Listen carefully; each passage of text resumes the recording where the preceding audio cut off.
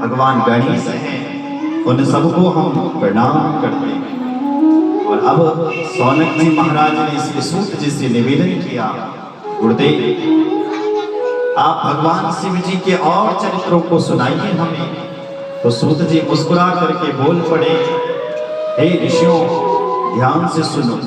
सम्यक् दृष्टं भवदस्या धन्यं योऽयं मुनीश्वरा सदा शिव कथायां वो यज्जाता नैष्ठिकीरति।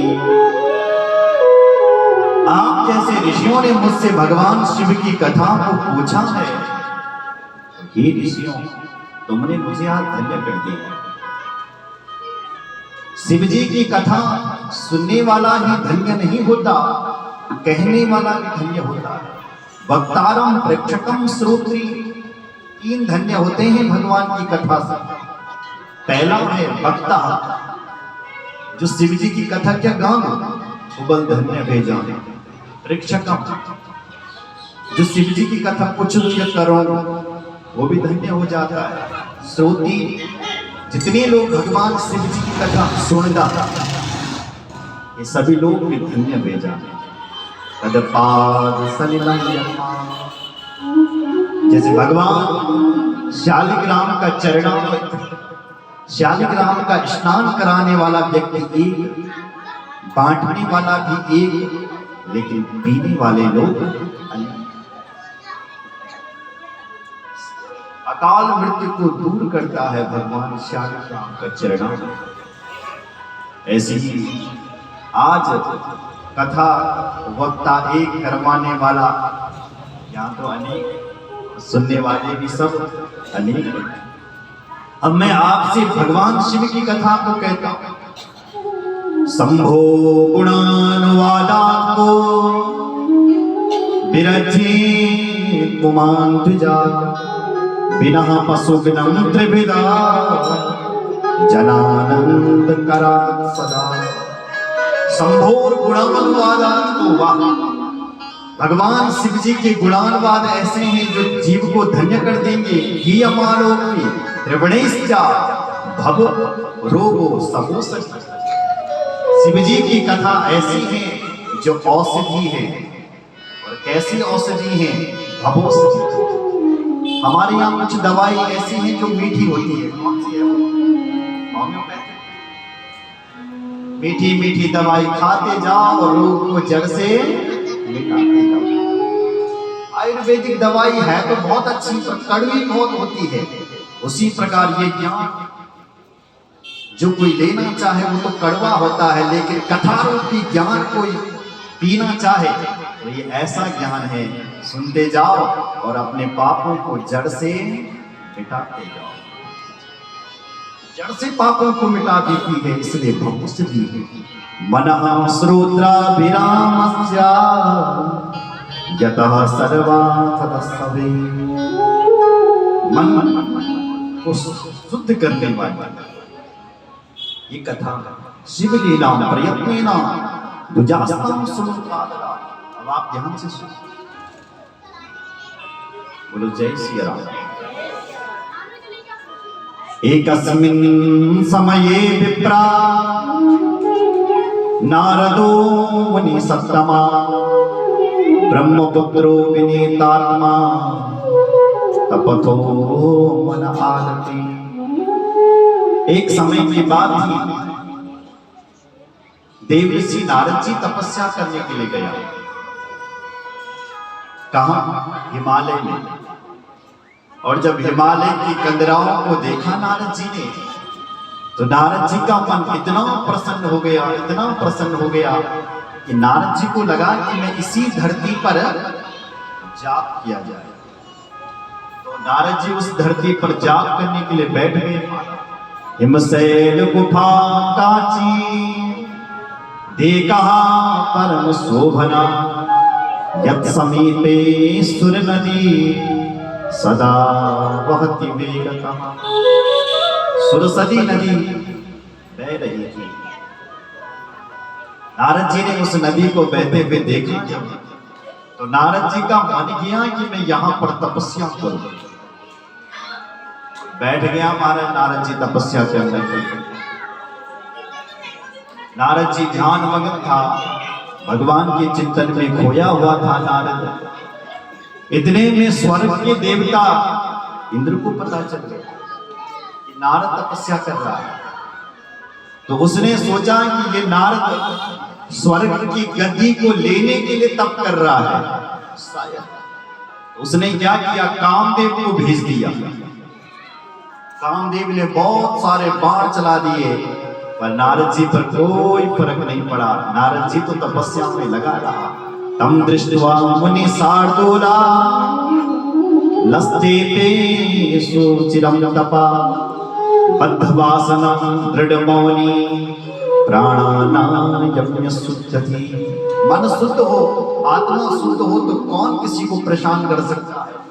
कामदेव आया, तैन नारद जी की तपस्या में बहुत विक्षेप डाले, पर नारद जी को चुप नहीं कर सकते। न बभूव मुनिश्चेतो विकृतम मुनि सप्तमः दृष्टो बभूव तत्वर्षो महेशानुग्रहितः।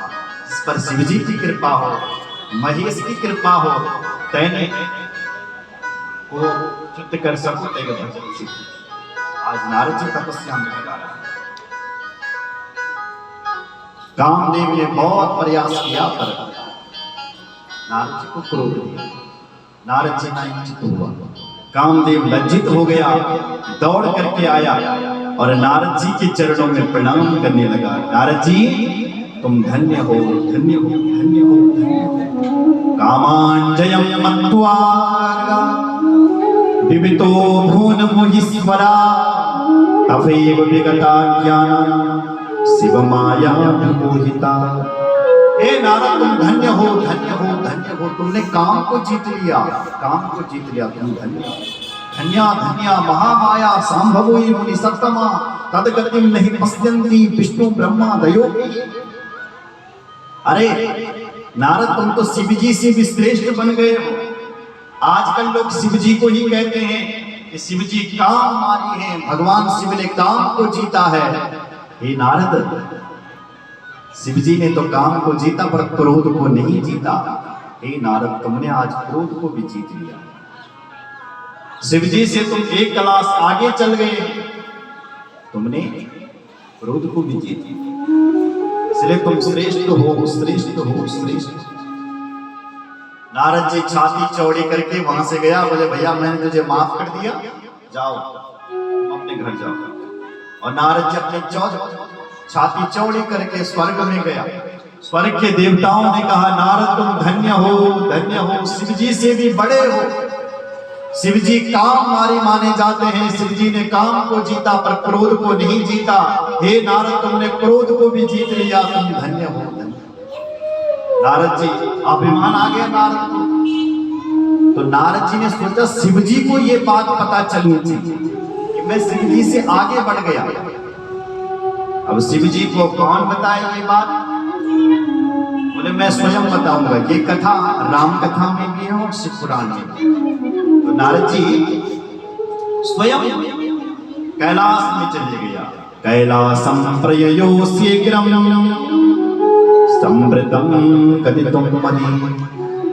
मदि नारद अभिमान, मदि यानी अभिमान, अभिमान में मदान होकर के नारद जी कैलाश में चल पड़े। कैलाश में भगवान शिव ने देखा ये नारद जी हमेशा नारायण नारायण गाता था, भगवान की कथा सुनाता था, ये नारद आज अपनी कथा क्यों सुना रहा है? शिव जी ने समझाए बेटा नारद भक्त की नहीं होती कथा, कथा भगवान की होती। भक्त की होती व्यथा और भगवान की होती कथा। और भक्ति की व्यथा जब भगवान से जुड़ जाती है तो वो कथा बन जाती है। इसलिए अपनी व्यथा क्यों सुना रहा है? भगवान की कथा सुना रहे। नारद जी ने सोचा ये शिव जी मुझे नीचा दिखाना चाहता है। आजकल कौन चाहता है कि ये मुझसे आगे बढ़े? शायद ये शिव जी भी यही चाहता है। तो वो नारद जी वहां से उठा और सीधे अपने पिताजी ब्रह्मा जी के पास गया। ब्रह्मा जी को प्रणाम किया और अपनी सारी बात कह दी।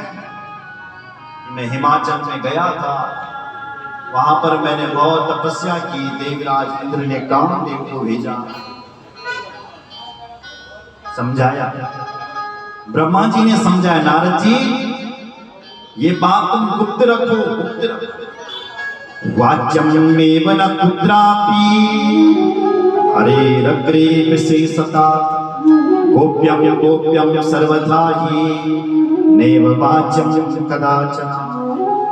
हे बेटा नारद, गोप्यम गोप्यम, जो अपनी कथा तो मैं न सुनने क्यों, गुप्तम, इस कथा को गुप्त रख, गुप्त रख।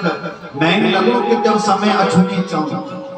हमारे ज्योतिष संचार जान लेते हैं, तो ब्रह्मा जी से बड़ा ज्योतिषी कौन हो सकता है। ब्रह्मा जी बोले, हे नारद, वाचन कदाचन, तो अपनी जो कथा सुना रहा है इसको कदापि तो धार मत बोल, गुप्त रख, इसको गुप्त रख, गुप्त रख।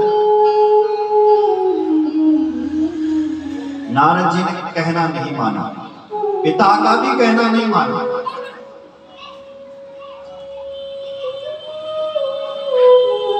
और हमारे यहाँ तो कहावत है, केवल बेबाप ये मानता है, केवल बाप गुजरा बाप है ना। नहीं माना नारद ने कह और चले गया। विष्णु भक्तो यदस्तम ही तद भक्तो भीममेनुगा। उठ गया, चल गया, किसी का कहना नहीं माना। तथा सामुनि योरी ब्रह्मलोकम जगामह।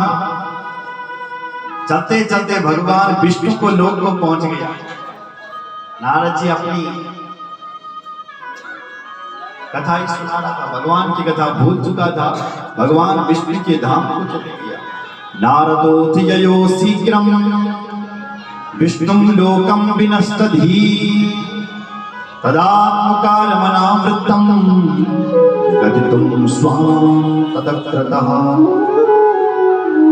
भगवान विष्णु के लोक को चले गया। हमेशा भगवान की कथा सुनाता था, पर आज ये नारद अपनी कथा सुना रहा है। भगवान दरवाजे पर आ गए और नारद जी का स्वागत किया। आओ आओ नारद जी, सुस्वागतम सुस्वागतम। कैसे आना हुआ? स्वागत है, स्वागत है। कुतम आगम्यते ते ताता किमर्थम मिह जागता धन्यस्तम मुनि शार्दूला तीर्थो हम तव अनुगाम। हे नारद, तुमने मुझे आज तीर्थ कर दिया, तुम मेरे घर पर आ गए, क्योंकि मैंने सुना है कि संतों के चरण तीर्थ होते हैं। आप मेरे घर पर आ गए हैं महाराज, तो आपने आज मेरा घर तीर्थ बना दिया है। आओ, आपका स्वागत। धन्यस्तम मुनि शार्दूला, तुमने मुझे धन्य कर दिया है, तुम मेरे घर पर आए। जय श्री राम।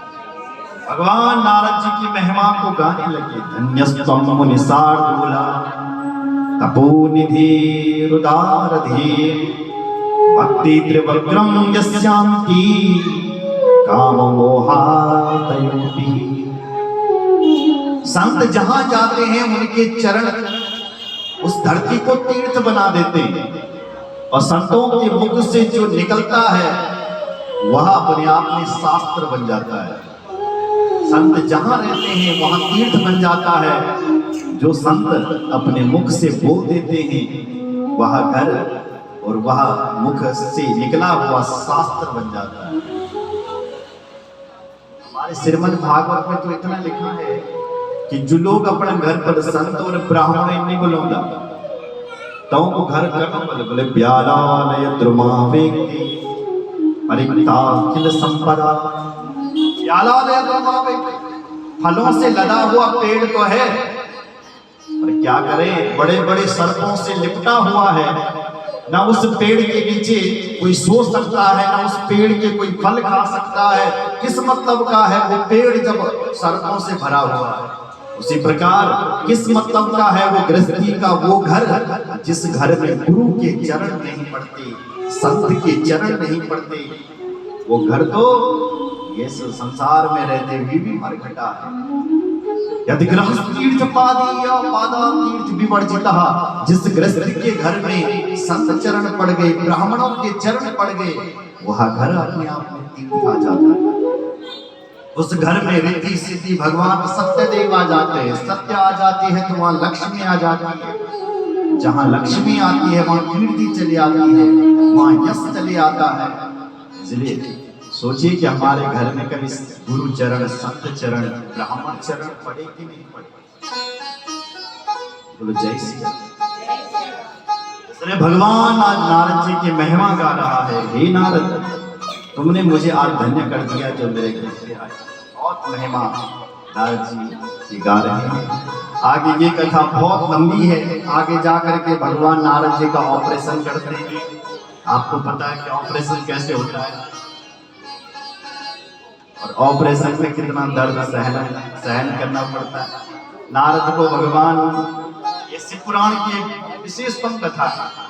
सुंदर की जगह बंदर बना देते हैं, पर हमारे पास समय बहुत कम है। कल भी डोली नचाने का समय नहीं मिला और आज विशेषतम निवेदन है कि आज डोली नचेगी, ऐसे कुछ भक्तों का आग्रह है।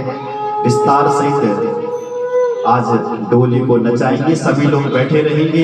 हमारे परम आदरणीय सम्मान्य श्री नेगी जी कुछ पवित्र नामों का उच्चारण करेंगे। जोरदार तालियां सभी दानदाताओं के लिए।